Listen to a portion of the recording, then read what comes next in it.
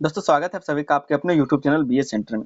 ये आपका philosophy major 1 का एक मोस्ट इंपोर्टेंट क्वेश्चन है कि चार्वाक दर्शन के ज्ञान मीमांसा, तत्व मीमांसा और नैतिक विचारों का विशेष विश्लेषण किया। पिछला क्वेश्चन आपको चार्वाक दर्शन के बारे में बताए थे कि चार्वाक दर्शन के बारे में अगले क्वेश्चन में बिल्कुल डिटेल में डिस्कस करेंगे। ये जो चार्वाक दर्शन है, कहीं पर चार्वाक लिखा हुआ रहता है, कहीं पर चार को लिखा रहता है, कहीं पर चार लिखा हुआ रहता है, ठीक है। कहीं पर चारों ये आपको देखने को मिल जाएगा, तो कंफ्यूज नहीं होना, सब एक ही बात है, सब एक ही दर्शन है, ठीक है। तो ये जो चार्वाक दर्शन का ज्ञान मीमांसा है, तत्व मीमांसा है और जो इसके नैतिक विचार है उसके बारे में आपको बताना है, विशेष विश्लेषण करना है। चैनल पर दोस्तों नहीं तो आप लोग चैनल को सब्सक्राइब कर लीजिए, क्योंकि डिटेल में इस क्वेश्चन का आंसर हम लोग समझेंगे, कोई भी आपको डाउट नहीं होगा, बिल्कुल कहानी की तरह आपको सब कुछ समझ में आ जाएगा। आप लोग के लिए हम प्लेलिस्ट बना दें, इसका लिंक आपको इसी वीडियो के डिस्क्रिप्शन में देखने को मिल जाएगा, एक बार जाकर चेक कर लीजिएगा। 100% जितना भी क्वेश्चन यहाँ पर आपको बताएं उतना ही क्वेश्चन आपसे पूछा जाएगा आपके एग्जाम में, तो एक बार जाके चेक जरूर कर लीजिएगा। और ये वीडियो अगर आपको पसंद आता है तो वीडियो को लाइक कर दीजिएगा, अपने दोस्तों में इसको शेयर भी करना है। समझते हैं हम लोग इसके एक छोटे से परिचय को कि क्या कहा जा रहा है चार्वाक दर्शन के बारे में। कहा जा रहा है कि भारतीय दर्शन में चार्वाक दर्शन, यहाँ पर चार्वाक लिखा है लेकिन हम लोग चार को बोलेंगे, ठीक है, क्योंकि चार को यहाँ पर शॉर्ट रहता है। तो चार्वाक दर्शन एक अत्यंत महत्वपूर्ण किंतु विवादास्पद विचारधारा है। ये जो चार्वाक दर्शन है, कहा जा रहा है कि अत्यंत महत्वपूर्ण है किंतु एक विवादास्पद विचारधारा है। यह दर्शन अन्य दर्शनों से बिल्कुल अलग है, क्योंकि यह दर्शन ईश्वर, आत्मा, वेद, पुनर्जन्म और मोक्ष जैसे पारंपरिक मान्यताओं को स्वीकार नहीं करता है। कहा जा रहा है कि ये जो दर्शन है वो अन्य दर्शन से बहुत ही अलग है। क्यों? क्योंकि ये ईश्वर को नहीं मानता, आत्मा जैसी चीजों को नहीं मानता, वेद को नहीं मानता, पुनर्जन्म को नहीं मानता, मोक्ष जैसी पारंपरिक मान्यताओं को ये नहीं मानता है, ठीक है।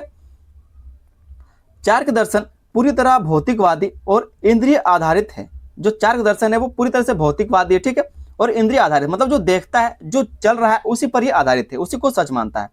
इसका मुख्य उद्देश्य जीवन को व्यवहारिक रूप से समझना और वर्तमान जीवन में सुख प्राप्त करना है। इस कहा जा रहा है कि इसका जो मुख्य उद्देश्य है वो क्या है, तो जीवन को व्यवहारिक रूप से समझना और वर्तमान जीवन के सुख को प्राप्त करना, मतलब जो अभी हम लोग जी रहे हैं उसके सुख को प्राप्त करना।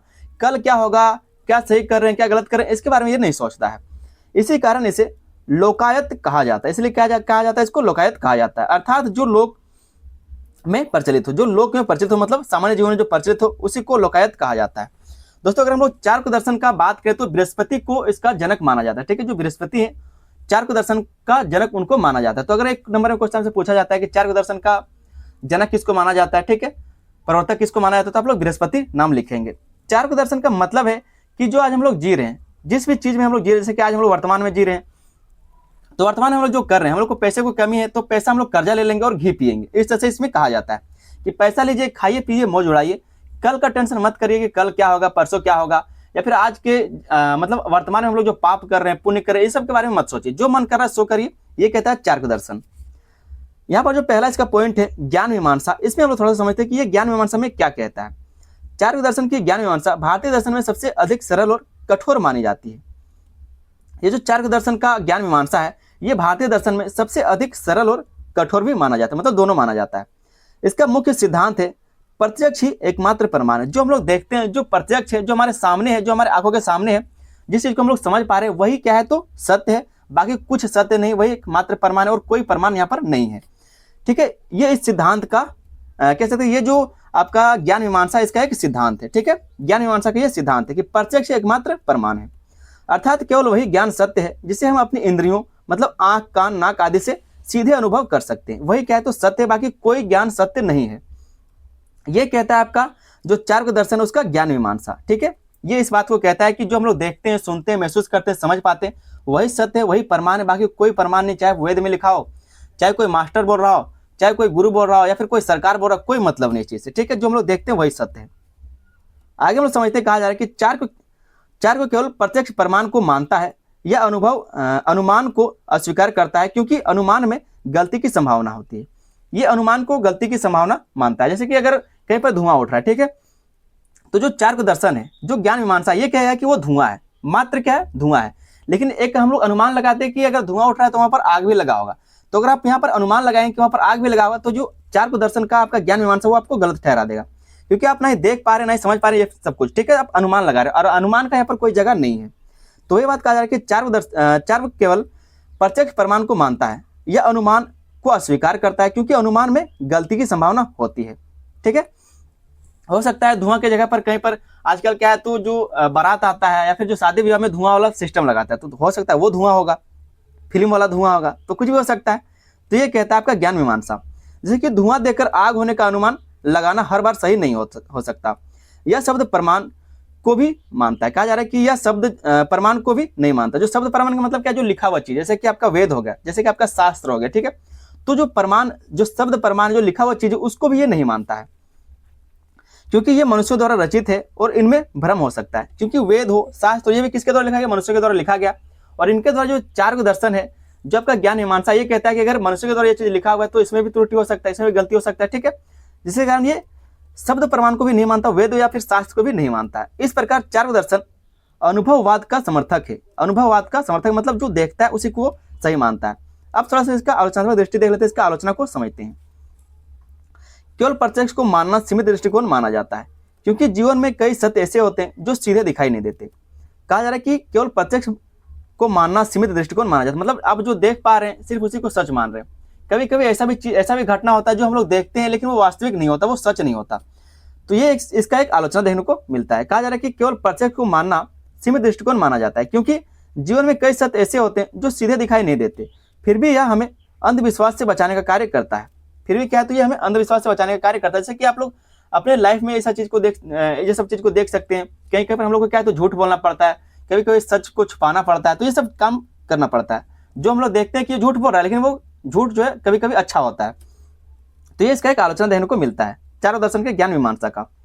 जो चार्क दर्शन है उसका जो दूसरा पॉइंट है वो है, जो दूसरा दर्शन वो है तत्व मीमांसा। अब तत्व मीमांसा क्या कहते हैं उसको थोड़ा सा आप लोग समझेंगे। कहा जा रहा है कि चार्क दर्शन की तत्व मीमांसा पूरी तरह भौतिकवादी है। यह संसार को केवल भौतिक तत्वों से बना हुआ मानता है। अब ये जो तत्व मीमांसा है ये कहता है कि जो पूरा संसार है वो किससे बना है, भौतिक तत्वों से मिलकर बना हुआ है।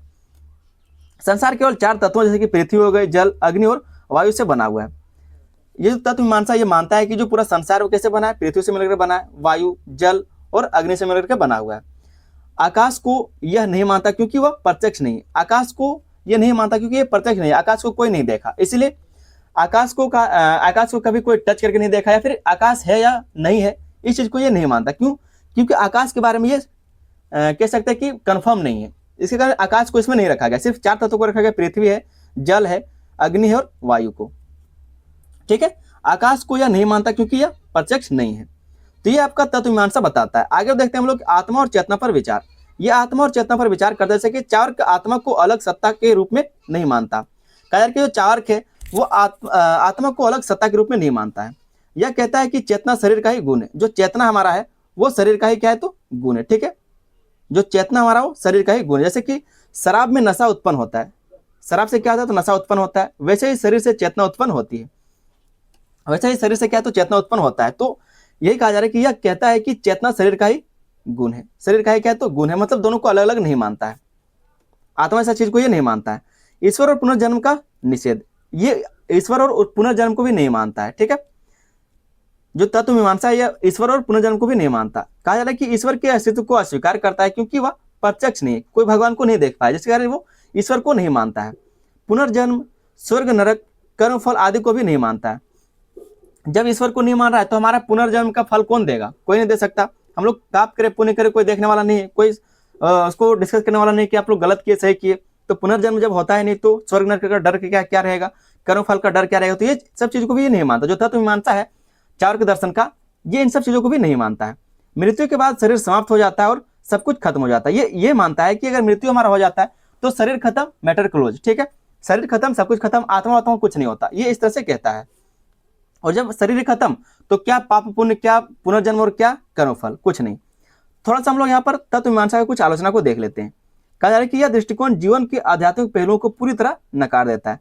कहा जा रहा है कि ये जो दृष्टिकोण है आपका तत्व मीमांसा का, ये जीवन के आध्यात्मिक पहलुओं को पूरी तरह से नकार देता है। मतलब जैसे हम लोग भक्ति करते हैं, किसी को मानते हैं, बड़ा छोटा का इज्जत करते हैं, पाप पुण्य से डरते हैं, सही गलत को देखते हैं, समझते हैं, ये इन सभी चीजों को ये नकार देता है।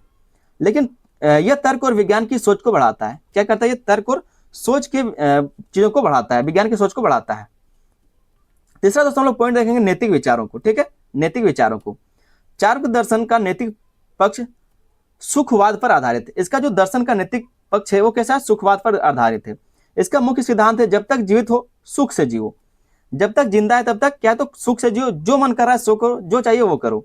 जैसे मुख्य विचार, जीवन एक ही बार मिलता है इसलिए इसका पूरा आनंद लेना चाहिए। ये जो चार्वाक दर्शन है, इसका जो विचार है वो कहता है कि जीवन एक ही बार मिला, तो जो भी मिलता है खूब आनंद लो इस जीवन का।